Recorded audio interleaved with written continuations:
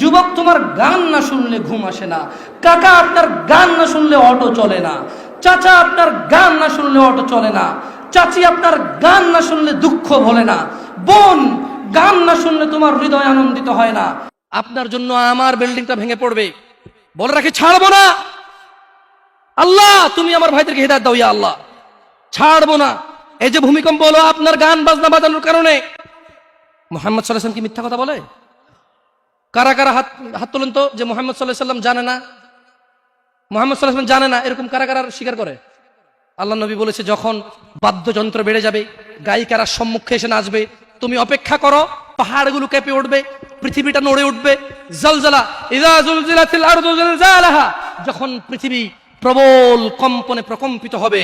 ওয়া খরাজাতিল আরদু আসকালাহা, যখন এই মাটি তার ভিতরে যা আছে একদম লাথি মেরে বের করে দেবে, লাশ হোক আর যাই হোক, মাটি বলবে যে বের হও, বের হও আমার থেকে, বের হও, আমি তোর আর কাউকে রাখবো না।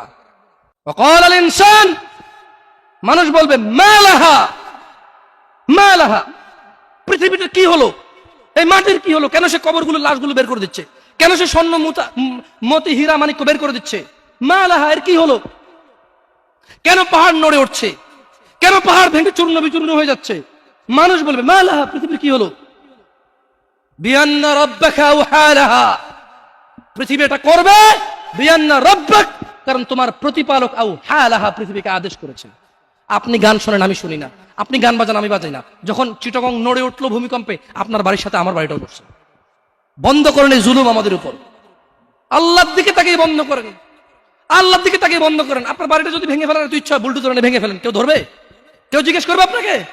আপনি গান বাজনা শুনে এভাবে পৃথিবীতে বিপর্যয় নিয়ে আসতেছেন।